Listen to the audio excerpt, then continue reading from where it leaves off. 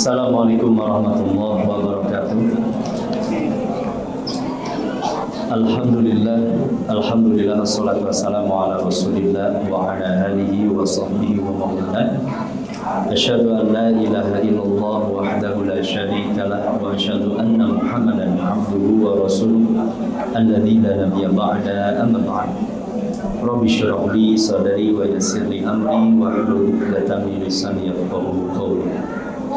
Hadirin ikhwatillah rahimani wa rahimakumullah.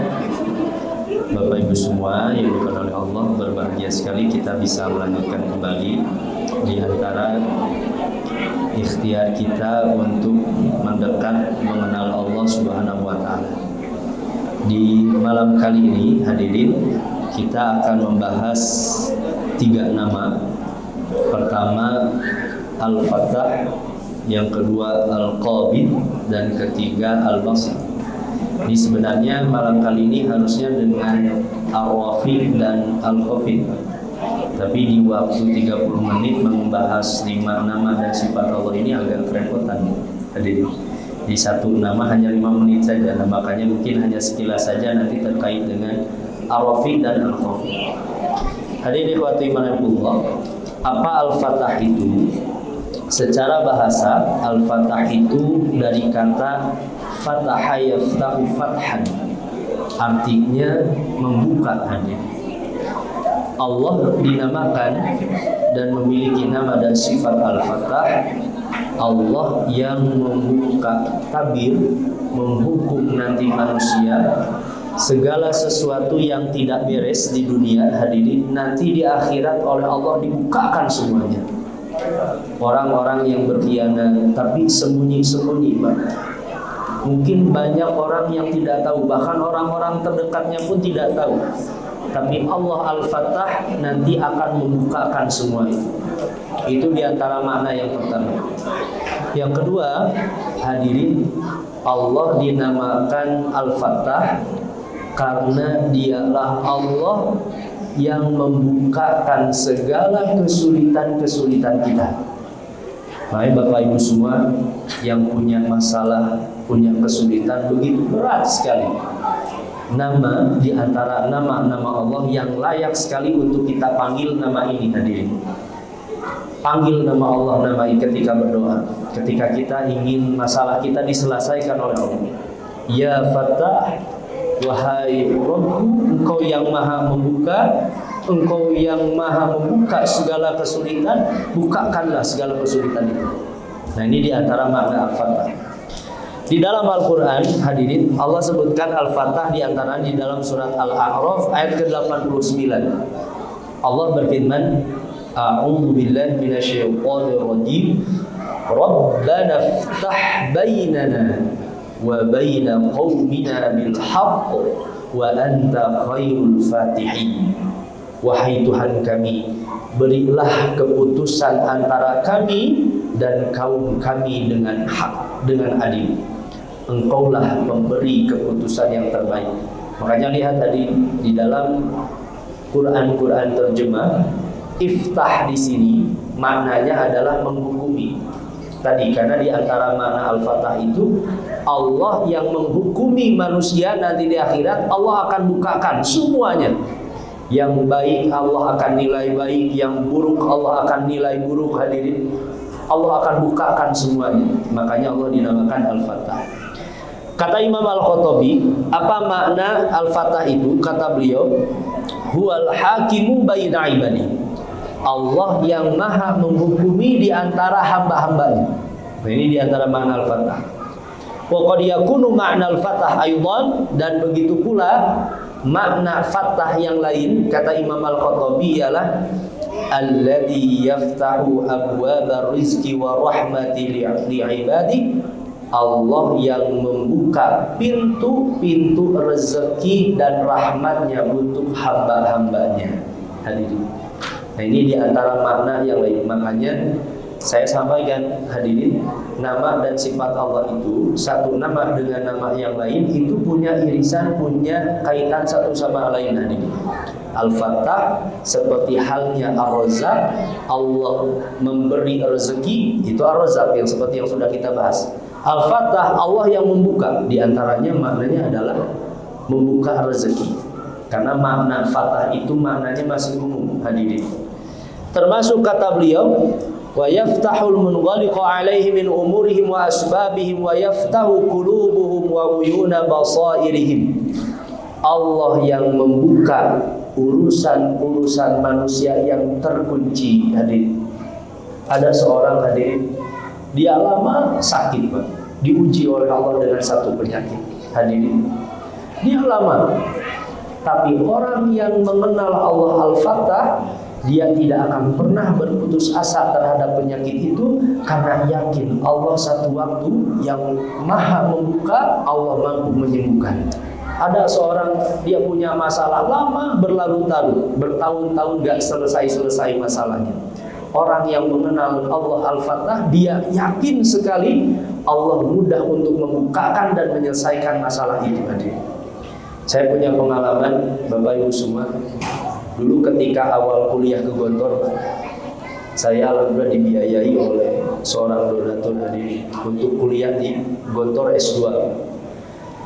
Kebetulan ketika itu saya dulu di kakaknya anak saya yang namanya Ibrahim Hanif Al-Qani. Dari sejak lahir, hadirin, itu punya penyakit alergi. Sampai usia 2 tahun, hadirin, itu alerginya parah sekali. Saya sampai ketika di Bandung, keliling ke dokter-dokter kulit. Saya cari di internet dokter kulit terbaik di Bandung mana saja. Saya keliling, saya cari dokter ini sampai saya tahu dokter kulit di Bandung mana saja, hadirin. Sampai di Bandung pun, hadirin, Allah masih uji. Belum sembuh-sembuh, Pak.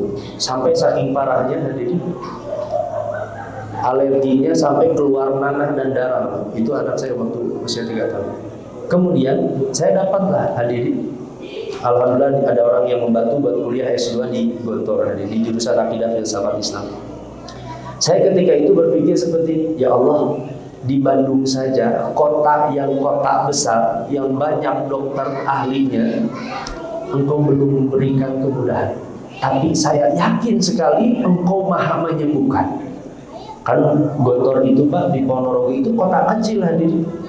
Masih banyak persawahan, masih banyak kebun, hadirin. Tapi saya husnudzon saja, ya Allah, Engkau yang maha menyembuhkan.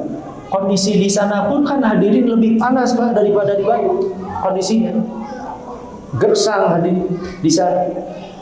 Kan bagi kulit, dan memang itu biasanya ketika anak panas, alerginya nambah parah.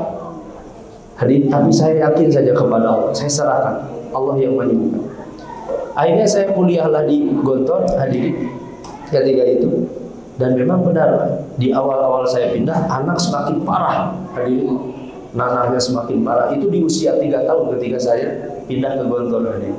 1 tahun tinggal di sana untuk melanjutkan waktu semester pertama dan semester 2, hadirin. Karena nanti semester 3, semester 4 saya kemudian di Bandung lagi. Itu 1 tahun pertama. Kemudian saya carilah di Gontor itu, di Ponorogo, saya cari dokter kulit di sana, Pak. Dan Masya Allah, hadirin, saya dipertemukan oleh Allah dengan seorang dokter masih muda sekali.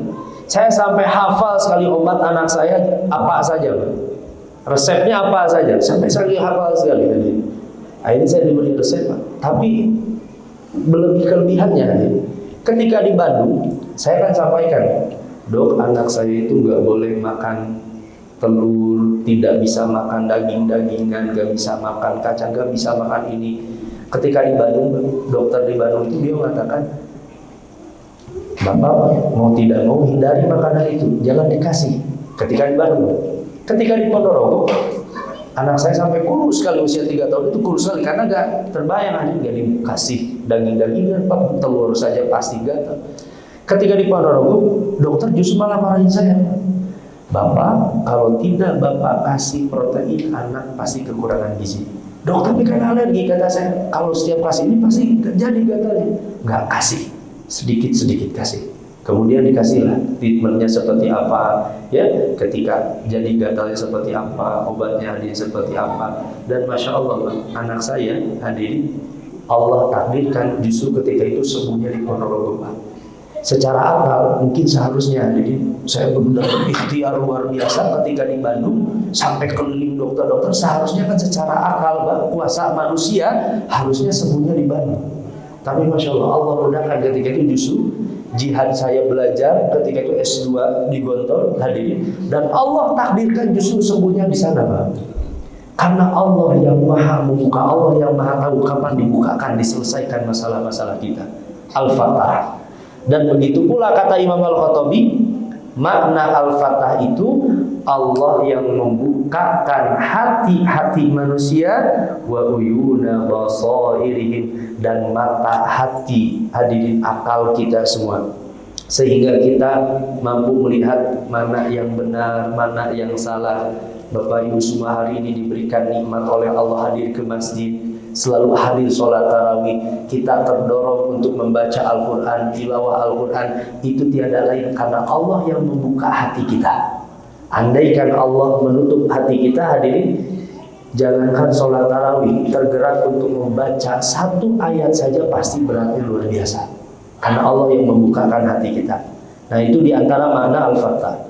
Makanya kata hadirin para ulama, termasuk makna Al-Fatah itu Allah yang membukakan hikmah, ilmu, kepahaman dalam agama. Hadirin, di dalam Al-Quran Allah sampaikan, wattaqullah, bertakwalah kalian kepada Allah, wa yu'allimukumullah, maka Allah yang akan mengajarkan ilmu kepada kalian. Hadirin, Allah yang membukakan hati ilmu-ilmu kita semua.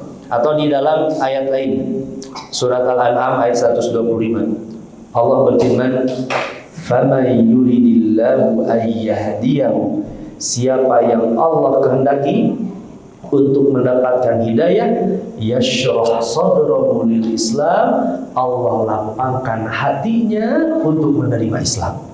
Wa may yurid an yudillahu, siapa yang Allah kehendaki tersesat. Ini hati-hati Bapak Ibu semua menerjemahkan kalimat ini.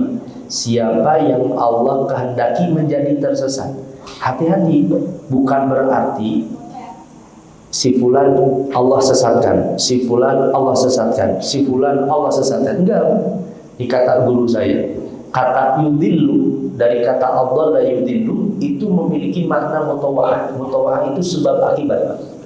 Ketika seorang hamba dia menolak hidayah Allah, dia menjauh dari hidayah Allah, maka Allah akan biarkan dia tersesat karena pilihan dari manusianya itu sendiri. Itu maksudnya ini.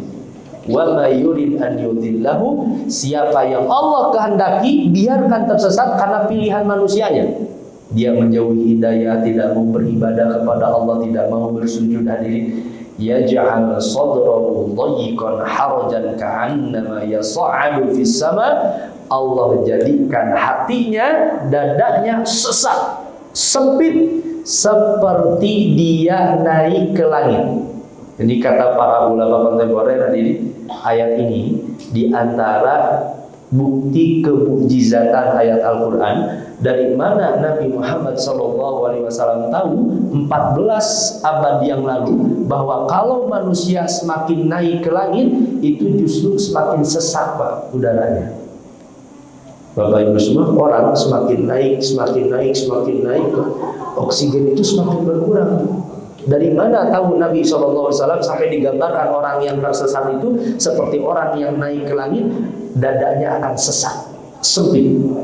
Sampai hadirin Umar bin Khattab itu gak paham tentang dengan kalimat harajan. Umar pun gak paham.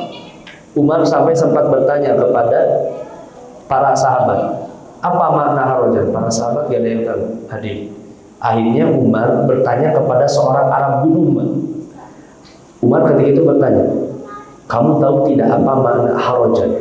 Umar bacakan ayatnya.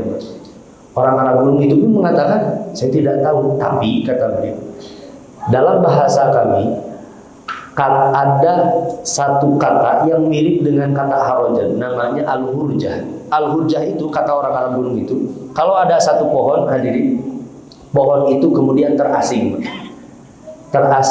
dari orang-orang, tidak ada yang menyentuhnya, tidak ada yang memanfaatkannya, pohon itu tidak memberikan manfaat. Kata orang Arab gunung itu, nah kami mengatakannya sebagai al-hurjah. Umar kemudian mengatakan, saya sudah paham ayat itu. Seperti itulah Allah ketika membiarkan orang tersesat, dia seperti satu pohon yang terasing, dia tidak memberikan manfaat, hadirin. Dan kemudian dia tidak tersentuh orang-orang, dia terasing sendiri, hadirin. Seperti itulah orang yang dibiarkan tersesat oleh Allah Subhanahu wa taala. Kadzalika yaj'alullahu rizqa 'alal ladzina la yu'minun. Seperti itulah Allah menimpakan siksa kepada orang-orang yang tidak beriman. Kalau kata Imam Al-Qurtubi, hadirin Bapak Ibu semua, beliau mengatakan, wa hadzal fathu wasyarhu laisa lahu haddun. Pembukaan dari Allah Subhanahu wa taala itu, hadirin, tidak memiliki batasnya. Tiap orang itu berbeda-beda, Pak. Wa qad akhadha kullu mu'minin minhu bihadzin. Setiap orang itu punya pembukaannya masing-masing dari Allah, Pak. Yang paling tinggi pembukaannya para nabi. Nabi kan dibukakan hatinya, dibukakan ilmunya, bahkan diperlihatkan surga. Kan tidak seperti kita, Pak. Para nabi, kemudian para aulia, kekasih-kekasih Allah, kemudian para ulama, kemudian orang-orang yang beriman. Tingkatan pembukaan kesolihan itu berbeda-beda, itu sesuai dengan anugerah yang Allah berikan kepada seorang hamba. Makanya banyak, hadirin, kitab-kitab terkenal para ulama itu diberi judul dengan Fath. Imam Asy-Syaukani punya kitab tafsir namanya Fathul Qadir, pembuka Al-Qadir, zat yang maha berkuasa. Karena Imam Asy-Syaukani, hadirin, meyakini tafsir yang ditulisnya 30 juz selesai itu karena itu adalah anugerah pembukaan dari Allah Subhanahu wa taala. Syarah kitab Sahih terbaik, Pak, yang ditulis oleh Imam Ibnu Hajar Al-Asqalani rahimahullah. Beliau menulis kitab Syarah Sahih Al-Bukhari dengan judul kitab Fathul Bari. Fath dengan kata fath, pembuka. Apa isyaratnya? Karena Imam Ibnu Hajar, kan Imam Ibnu Hajar itu, hadirin, menulis kitab Fathul Bari itu sampai lebih dari 16 tahun. Di satu riwayat saya baca pernah sampai 20 tahun, Pak. Menjelaskan kitab Sahih Al-Bukhari itu sampai menulis 20 tahun. 15 atau 16 jilid, Pak, kitabnya, hadirin. Disebut dengan Fath. Karena Imam Ibnu Hajar yakin sekali dibukakan ilmu itu karena Allah yang membukakan. Fath. Bapak Ibu semua kepada Allah, itulah alasannya ketika kita masuk masjid, Nabi SAW mengajarkan kepada kita, kata Nabi, idza dakhala ahadukumul masjid, apabila kalian masuk ke dalam masjid, falyusallim ala nabi. Pertama, bersolawat dan mengucapkan salam kepada Nabi. Allahumma sholli wa sallim ala Muhammad. Kemudian falyaqul, berkatalah ketika masuk masjid, Allahumma ftahli, ya Allah, bukakanlah untukku abwaaba rahmati, pintu-pintu rahmat. Dan itu maknanya luas sekali, Pak. Ketika kita masuk masjid, kemudian kita meminta, ya Allah, bukakanlah untukku. Dibukakan apa? Dibukakan hidayah, keimanan, ilmu, hikmah, kesolihan, rezeki, hadirin, dan segala urusan-urusan apapun kita meminta kepada Allah agar Allah membukakan kita. Makanya jangan pernah terlewatkan ketika kita masuk masjid, hadirin, kemudian kita membaca Allahumma ftahli abwaaba rahmatik. Nah, Bapak Ibu semua kepada Allah. Nah, ini diantara bahasan terpenting dari Asmaul Husna, hadirin. Saya istilahkan dengan takhalluq. Takhalluq itu kita menghiasi akhlak kita dengan nama-nama dan sifat-sifat Allah. Kalau Allah itu begitu senang menyelesaikan, hadirin, kesulitan-kesulitan hambanya, maka sudah sepatutnya kita pun harus senang memudahkan urusan-urusan orang-orang terdekat kita. Itu cara mengamalkan Al-Fatah. Kalau kita ingin selalu dimudahkan urusannya oleh Allah, maka mudahkanlah urusan-urusan orang-orang di sekitar kita. Ini kata Imam Al-Ghazali, kata beliau, Yang bagi an yata'aqqashal 'abdu ila an yasira bihaitsu yanfatihu bilisanihi maghalikul mushkilatil ilahiyah wa an yatayassara bima'rifati ma yata'assaru 'alal khalqi minal umuri diniyah wa dunyawiyah. Ringkasnya kata beliau, hadirin, orang kalau ingin dimudahkan lisannya, hadirin Bapak Ibu semua, untuk berkata-kata, maka mintalah kepada Allah, karena Allah yang maha membuka. Kalau orang ingin dimudahkan urusan agama duniawinya, maka mudahkanlah urusan-urusan manusia, maka Allah akan mudahkan urusan-urusannya. Dan ini sesuai hadis Nabi. Nabi pernah mengatakan, man nafasa an mu'minin kurbatan min qurabi dunya. Siapa yang meluaskan, memudahkan di antara kesulitan-kesulitan seorang hamba ketika di dunia, nafasallahu anhu kurbatan min qurabi yaumil qiyamah, maka Allah akan mudahkan kesulitan-kesulitannya nanti di hari kiamat. Hadirin, bisa jadi ada orang, Pak, nanti di alam kuburnya dimudahkan oleh Allah, di padang mahsyarnya dilindungi oleh Allah, ketika melewati sirat, jembatan di atas neraka jahanam, dimudahkan oleh Allah. Kenapa dia sampai seperti itu? Karena bisa jadi dia senang memudahkan urusan-urusan saudara-saudaranya. Seorang suami senang memudahkan urusan istrinya. Seorang ayah, orang tua senang memudahkan urusan anak-anaknya. Begitu pula seorang anak senang untuk memudahkan urusan-urusan orang tuanya. Bisa jadi itu jadi jalan kemudahan nanti di hari kiamat. Hadirin Bapak Ibu subhanahu, ada satu teladan luar biasa, Pak. Bagaimana para ulama, mereka perhatian besarnya kepada saudaranya, Pak. Satu waktu, hadirin, Ibrahim bin Adham dikunjungi oleh tetangganya, hadirin. Tetangganya ketika itu mengadu, Pak. Ketika masuk, tetangganya itu kemudian tetangganya, hadirin, berbicara kepada Ibrahim, wahai Ibrahim, tolonglah aku sedang terlilit utang banyak sekali. Ibrahim bin Adham ketika itu kebetulan mampu untuk membantunya, Pak. Tidak banyak berpikir ketika itu Ibrahim bin Adham, hadirin, bawa uangnya yang dibutuhkan oleh tetangganya itu, kemudian diberikanlah kepada tetangganya itu. Wah, bahagia sekali. Tetangganya itu kemudian karena dibantu oleh Ibrahim bin Adham, hadirin. Akhirnya pulanglah Bapak Ibu semua tetangganya itu. Ketika tetangganya itu pulang, kemudian Ibrahim bin Adham rahimahullah menangis, Pak, ketika tetangganya itu pulang. Istrinya heran, Pak, kenapa Ibrahim bin Adham, dia sudah membantu orang lain, harusnya kan bahagia, dia malah menangis. Ditanya oleh istri, wahai suamiku, kenapa kau menangis? Kalau kamu menangis karena harta yang banyak yang kamu serahkan kepada tetanggamu itu, kenapa kamu berikan? Kata istrinya, Pak. Kan itu. Kalau kamu mau nangis karena harta yang diberikan, kenapa kamu berikan? Apa kata Ibrahim bin Adham? Ibrahim ketika itu mengatakan, wahai istriku, aku menangis bukan karena harta yang aku berikan kepada tetanggaku. Aku menangis karena kenapa aku tidak peka kepada tetanggaku. Kenapa harus tetanggaku yang datang mengetuk pintu rumahku meminta bantuan kepada diriku, bukan aku yang datang ke rumah tetanggaku. Aku harus tanya apa kebutuhan dan kesulitannya. Harusnya aku yang datang ke rumah tetanggaku dan aku bertanya kepada dia. Ibrahim bin Adham, hadir, menangis, Pak, karena tidak merasa tidak peka kenapa tidak dia yang datang ke rumah tetangganya sampai harus tetangganya yang datang ke rumahnya. Hadirin, ini pekanya, hadirin Bapak Ibu semua, para ulama salafus salih dalam membantu hadirin saudara-saudara. Bapak Ibu semua yang oleh Allah. Baik, kemudian hadirin, di waktu yang terbatas ini, kemudian kita akan bahas nama yang kedua dan yang ketiga adalah Al-Qabid dan Al-Nasir. Uniknya dua nama ini di dalam Al-Quran dan di dalam hadis itu selalu dibarengkan, Pak.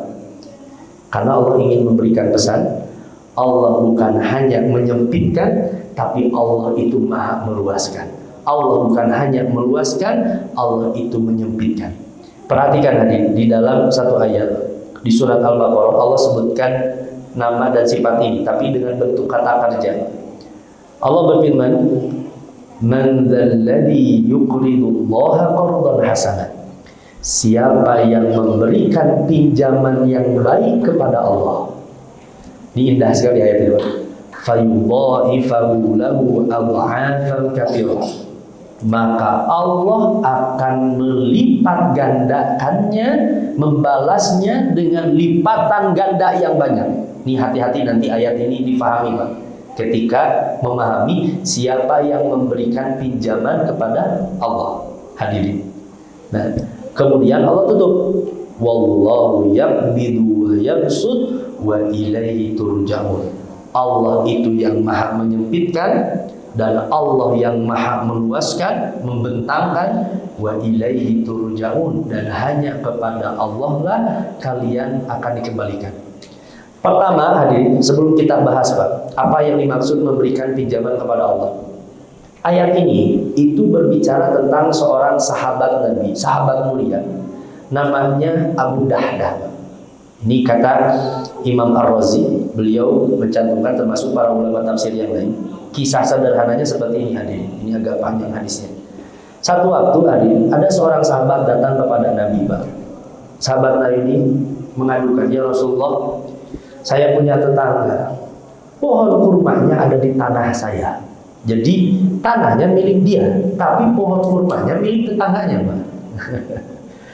Kemudian sahabat itu bilang, ya Rasulullah, saya itu kerepotan dengan pohon kurma itu. Ditebang gak enak, milik tetangga, getah seperti apa Adil? Ceritanya seperti itu. Kemudian dimakan kurmanya, gak halal karena itu milik tetangganya. Akhirnya kemudian dia minta, ya Rasulullah, boleh tidak? Tolong mintakan kepada tetanggaku agar dia sudahlah berikan saja pohon kurma itu kepadaku. Jadi minta Pak, dia tuh meminta. Akhirnya ya Nabi hadirin diminta seperti itu, datanglah kepada orang pemilik kurma itu hadirin, pohon kurma itu. Lihat tetanggamu merasa kerepotan dengan pohon kurma itu, sudahlah pohon kurmanya berikan. Itu jadi kebaikan bagimu, kata Nabi Pak. Ternyata tetangganya nolak, gak mau hadirin. Gak mau menyerahkan pohon kurma itu, Bapak Ibu semua, kepada tetangganya. Gak mau Nabi, itu pohon kurma saya gak mau serahkan, kata orang itu. Terdengarlah obrolan itu oleh Abu Dahdah Pak, oleh sahabat Nabi. Abu Dahdah yang mendengar, Nabi sendiri hadirin yang membujuk orang itu untuk menyerahkan kurma itu. Abu Dahdah akhirnya tergerak untuk membantu pula hadirin. Ketika Nabi pulang, Abu Dahdah kemudian datang ke pemilik pohon kurma itu. Kemudian Abu Dahdah menawari seperti ini Pak, mau tidak, andaikan pohon kurma itu aku beli dengan kebun kurma yang aku miliki. Bapak Ibu semua, siapa di antara kita Pak, yang tidak mau kalau kita punya satu pohon ditukar dengan 1 hektar tanah beserta pohon-pohonnya Pak? Dia pun ya mau lah, gak menolak Pak. Ya tentu mau, akhirnya dia mau Pak. Abu Dahdah kemudian menjual, menukarkan Pak, kebun kurmanya ditukar dengan 1 pohon kurma saja. Akhirnya pohon kurma itu akhirnya jadi milik Abu Dahdah. Hadir. Meskipun Abu Dahdah harus kehilangan kebun kurmanya Pak. Kemudian datanglah Abu Dahdah kepada Nabi, ya Rasulullah, pohon kurma itu sudah aku beli. Kagetlah Nabi, apa benar wahai Abu Dahdah? Lantas apa yang harus aku lakukan? Kata Nabi, Pak, serahkan pohon kurma itu kepada orang itu yang tadi sahabat yang pengen kurma itu Pak. Berikan kepada itu. Akhirnya Abu Dahdah kemudian menyerahkan ke hadirin pohon kurma itu kepada tetangganya itu yang ingin pohon kurma itu. Sampai Nabi mengatakan seperti ini hadirin, kam min udhuqir rahali Abi Dahdah fil jannah, kam min udhuqir rahali Abi Dahdah fil jannah. Nabi mengatakan betapa banyaknya pohon kurma nanti yang Allah siapkan untuk Abu Dahdah di dalam surga. Kalau pohon kurma Abu Dahdah ada di surga, masa Abu Dahdah juga masuk surga Pak? Karena kebaikannya Abu Dahdah kepada tetangganya sampai menjual kebunnya hanya ditukar dengan 1 pohon. Kemudian Abu Dahdah dijanjikan pohon kurma yang banyak nanti di surga ada. Ini kesolihannya Abu Dahdah. Bapak Ibu semua, Abu Dahdah pulanglah ke rumahnya. Kemudian disampaikan Abu Dahdah kepada istrinya Pak. Abu Dahdah cerita Pak, jadi kebunnya sudah dijual, ditukar dengan 1 pohon kurma. Pohon kurma pun diberikan kepada tetangganya. Bapak-bapak punya tanah Pak. Kemudian cerita kepada istri, Ma, tanah kita sudah dijual, ditukar dengan 1 pohon. 1 pohon itu kemudian diserahkan kepada tetangga. Kira-kira respon istri kayak gimana Pak? Kira-kira. Apa kata istrinya? Ini luar biasa, solihnya suami istrinya. Ketika diberitahu istrinya Abu Dahdah bahwa kebunnya sudah dijual dan kebun itu justru untuk membeli satu pohon saja, karena Nabi SAW punya diberikan kepada tetangga. Apa kata istrinya? Istrinya kemudian mengatakan seperti ini, ribhul bai', ribhul bai'. Perniagaan yang sangat menguntungkan wahai suamiku. Justru istri apa? Senang, bahagia sekali kalau kebunnya milik Abu Dahdah, milik suaminya itu ternyata dijual karena ingin diberikan kepada tetangganya untuk membeli satu pohon itu. Makanya turunlah ayat ini, Bang. Hadirin, man dzalladzi yuqridullaha qardan hasana. Siapa yang memberikan pinjaman yang baik kepada Allah, fayudha'ifahu lahu adhafan katsira, Allah akan memberikan balasan dengan balasan yang berlipat ganda, dengan balasan yang lebih banyak. Hadirin, karena Abu Dahdah melepaskan satu kebun kurmanya untuk menolong, untuk membantu hadirin tetangganya itu. Makanya ya, nah, Bapak Ibu semua dimuliakan Allah, apa yang dimaksud memberikan pinjaman yang baik kepada Allah Subhanahu wa taala ini? Hati-hati memahami ayat ini. Kata para ulama, kata meminjam itu biasanya orang yang meminjam itu butuh, hadirin. Siapa yang memberikan pinjaman kepada Allah dan Allah itu mustahil, hadirin. Bapak Ibu semua, ini indahnya bahasa Arab. Allah itu mustahil butuh kepada kita. Tapi Allah membahasakan dalam Al-Quran, siapa yang memberikan pinjaman kepada Allah. Pertama, hadirin, semua harta ini milik kita. Ini kata Imam Ar-Razi.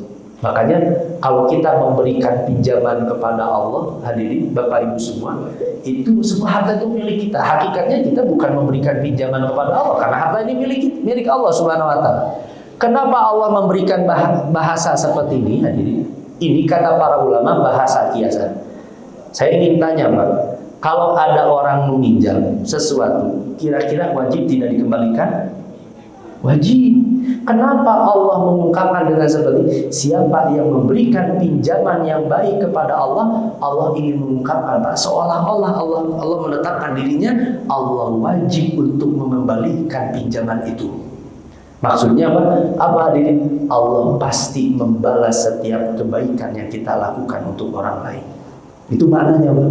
Siapa yang memberikan pinjaman yang baik kepada Allah, maksudnya Allah ingin memastikan Allah wajib untuk membalasnya, mengembalikannya lagi, hadirin. Kenapa, hadirin, Abu Dahdah punya sifat seperti itu? Kata Imam Ar-Razi, karena sifat ini, Pak.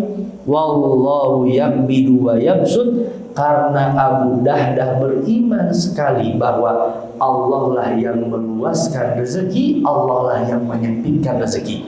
Orang yang beriman kepada Allah, hadirin, bahwa dia yakin seluruh harta kekayaannya adalah pemberian dari Allah Subhanahu wa taala, maka dia tidak akan pernah takut untuk bersedekah. Dia tidak akan takut untuk memberikan hartanya kepada orang lain, karena tahu yang meluaskan rezeki itu adalah Allah.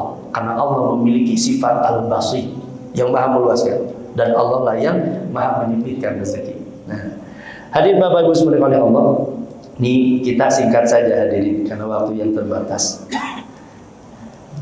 Apa faidah kita mempelajari Al-Qabid dan Al-Basit? Pertama, hadirin, ini yang paling utama tentunya, Allah yang menyempitkan dan meluaskan rezeki kepada hamba-hambanya.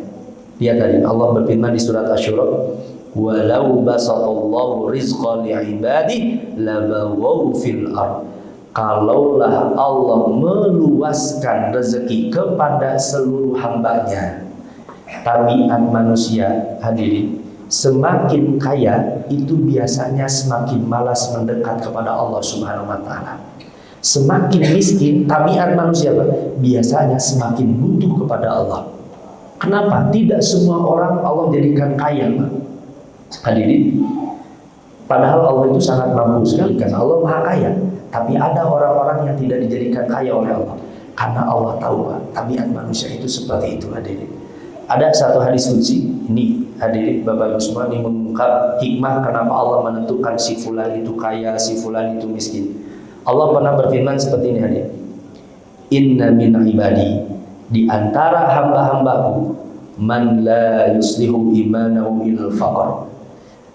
Allah itu tahu sekali, hadirin, ada orang-orang yang tidak akan baik keimanannya kecuali karena kefakiran, kemiskinan. Wa in basattu alaihi afsadahu dzalik, andaikan aku bentangkan rezeki kepadanya, pasti hadirin kekayaan itu akan merusak keimanannya. Kenapa si fulan tidak dijadikan kaya? Karena Allah tahu sekali dengan kemiskinan keimanannya terjaga. Begitu pula sebaliknya, hadirin.